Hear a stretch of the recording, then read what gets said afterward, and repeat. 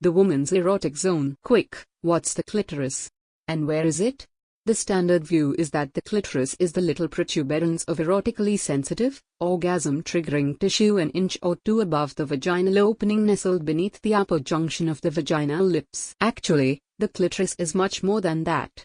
But unfortunately, for some 500 years, the clitoris has been minimized, misrepresented, and misunderstood. It's time to rehabilitate this marvelous corner of womanhood and see the clitoris for what it really is, an organ as large and multifaceted as the penis, just arranged a little differently. Meet the clitoral system. Our term clitoris comes from the Greek clitoris, meaning the female genitals, all of them, more than just the little nub. Those ancient Greeks knew more about women's genitals than many people do today. Prominent Greek physician Claudius Galen said, "All parts that men have, women also have. But in men, they are outside, in women, inside." Modern anatomists have proved him correct, so correct, in fact, that we need a new term to describe the little bump, one that relates to the rest of women's genitals. Let's call this collection female erotic body bits the clitoral system. Just as all parts of the penis and surrounding tissue can become sexually aroused, the same goes for all parts of the clitoral system. Many men would feel shortchanged if lovers focused only on the head, glands, of the penis and ignored the shaft, scrotum, and anal area. Many women feel the same when lovers focus only on the little nub and not on the entire clitoral system. Embryologically, the penis and clitoral system develop from the same germ cells.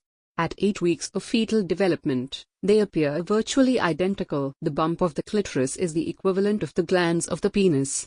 But just as the penis is more than its head, the clitoral system is more than what we know as the clitoris. The tip of the clitoris holds 7,000 nerve endings, as many as the head of the penis, but packed into a much smaller space. Their concentration makes the clitoris comparatively more sensitive to touch than the penis. It's the reason many women feel discomfort, even pain, when theirs gets fondled in any way other than very gently. Even when caressed ever so gently, some women find any direct pressure on the little bump hard to take. There is nothing wrong with women who feel this way. Men whose lovers have super-sensitive clitorises should not fondle it directly but caress around it. Beneath the clitoris lie 2 other parts of the clitoral system, the clitoral shaft and inner vaginal lips, both analogous to shaft of the penis. Like the penile shaft, only much smaller, the clitoral shaft is filled with spongy erectile tissue. When women become sexually aroused, the clitoral shaft fills with blood and the little nub usually, but not always, appears more prominent. Also like the penile shaft, the inner vaginal lips contain a great many nerve endings sensitive to erotic touch. Some women say their inner lips are actually more sensitive than their clitoris. The inner lips also contain some erectile tissue. As women become sexually aroused, erection of the inner lips extends them outward beyond the outer lips, and they separate a bit, providing easier access to the sensitive area between them, and to the vagina. Inner vaginal lips vary enormously in color, from pale pink to burgundy to gray, and in shape, from thin and narrow, to fluted, to thick and fleshy. Some women feel self-conscious about theirs, thinking they don't look like they should. Some surgeons even offer cosmetic rearrangement. Ladies, please don't go under the knife. Inner lips come in all shapes, sizes, and colors. They're like snowflakes, all unique, all beautiful. As the penis becomes erect, a ligament in the lower abdomen makes it stick out or up. Women have the same ligament.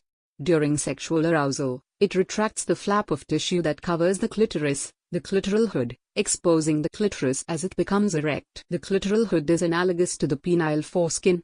Just as the foreskin retracts when the uncircumcised penis becomes erect, the clitoral hood also retracts, allowing the aroused clitoris to become more prominent. While men's erectile tissue is concentrated in the shaft of the penis, women's is distributed throughout the clitoral system. Much of female erectile tissue is located between the inner lips around the small pee hole, urethral opening, about halfway between the clitoris and the vaginal entrance. Known as the urethral sponge, this area bulges somewhat when its erectile tissue becomes engorged with blood. But the bulging is hardly visible. Instead, much of the erecting urethral sponge bulges inward around the pubic bone, causing some firmness in the front vaginal wall. This mound can be felt on the inside of the vagina, about 2 inches in from the vaginal opening. It's the G-spot, another facet of the clitoral system. But the G-spot isn't a spot. It's the entire internal manifestation of the erotically aroused urethral sponge. It may be as large as a thumbnail. Below the vaginal opening is the perineum, the little bridge of skin that separates the vagina from the anus. The perineum and anus mark the lowest extent of the clitoral system. Both can become very sensitive to erotic caresses, thanks to several muscles that surround the entire clitoral system, the pelvic floor muscles. The most widely known is the pubic-coccygeus, or PC, the one that contracts when women, or men, squeeze out the last few drops of urine. The PC also contracts during orgasm. It's the muscle strengthened by Kegel exercises, which increase the pleasure of orgasm. But in addition to the PC, there are also other pelvic muscles that form a figure 8 around the vaginal opening and anus. That's why many women, and men, enjoy anal massage and tender fingering, and why a tiny proportion of women, 1 to 2%, enjoy gentle anal intercourse. Between the inner vaginal lips, around the urethral opening are the tiny paraurethral glands. During orgasm, they may or may not produce fluid similar to prostatic fluid. If they do, the liquid is female ejaculate. Among women who ejaculate, the amount varies from a few drops to a couple tablespoons, and occasionally more. Female ejaculate is similar to male semen, but no sperm. Turning to the outer vaginal lips, they develop from same embryonic tissue as the male scrotum. They are not part of the clitoral system, just as the scrotum is not part of the penis. However, the outer lips are just as erotically excitable as the scrotum. The clitoral system versus the vagina. Oddly, one area between women's legs is not part of the clitoral system, the vagina. Most people consider the vagina a key female sex organ, often the only one. Vaginal intercourse certainly provides many women with erotic pleasure. It allows lovers to share special intimacy, and many women enjoy the sensations of being entered and holding lovers' erections inside them and dancing with them. Intercourse also indirectly stimulates the various parts of the clitoral system, allowing 25% of women to enjoy orgasms reliably during intercourse, with another 25% coming while doing it. But a great deal of research shows that around 50% women never have orgasms during intercourse. So the vagina can't really be considered a sex organ for women. Actually, the vagina is a sex organ for men. They slide in their erections and ejaculate there. Men love the vagina.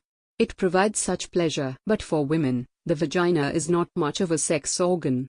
It's a reproductive organ. At term, babies surf through it into the world. Most women derive most of their erotic pleasure not from vaginal fingering or intercourse, but from gentle caressing of the clitoral system, the little nub, the inner lips, the outer urethral sponge, and the inner sponge/G-spot. The clitoral system disenfranchised. From the ancient Greeks to the 18th century, the penis and clitoral system were considered to be equivalent in all aspects other than their arrangement. But starting around 1700, the concept of male-female genital equivalence evaporated. Physicians and anatomists came to consider women less sexual than men and deny the very existence of the clitoral system. By the 19th century, Western doctors considered women not sexual at all, but merely passive receptacles for men's lust. As a result, the clitoral system was reduced to just the little nub. Sigmund Freud went so far as to tout the ridiculous notion that only immature, neurotic women have clitoral orgasms, while mature, mentally healthy women have vaginal orgasms. In fact, all orgasms involve rhythmic contractions of the pelvic muscles. Depending on the erotic circumstances, orgasms can feel very different, from local jolts to whole-body convulsions. Some women call their most intense climaxes vaginal orgasms. But physiologically, all orgasms are the same. They all involve serial rhythmic contractions of the same muscles. The clitoral system resurgent. No one can really explain why history so thoroughly desexualized women. Feminists say it had to do with the rise of obstetrics and gynecology, which snatched women's healthcare from midwives. Some historians contend that the change reflected the rise of the modern industrial state, the transition from men and women working side by side as approximate equals in agriculture to an industrial division of labor with men as breadwinners and women as homemakers. Whatever the case, traditional appreciation of the clitoral system faded. It was not until the mid-20th century that William Masters, MD, and Virginia Johnson refuted the vaginal orgasm, and began to restore the clitoris to its rightful place in women's sexuality. But they did not fully connect it to the clitoral system. It wasn't until the 1980s that sex researchers Beverly Whipple, Ph.D. and John Perry, Ph.D., documented female ejaculation and the G-spot. As a result, most people still view the clitoris as the little bump tucked under the apex of women's vaginal lips. The full extent of the clitoral system has yet to become fully repopularized, despite the fact that both genders' genitals develop from the same germ cells and, despite their different arrangements, have very similar structures. So where is the clitoris? It encompasses the entire vulva, from the clitoral hood to the anus, everything except the vagina.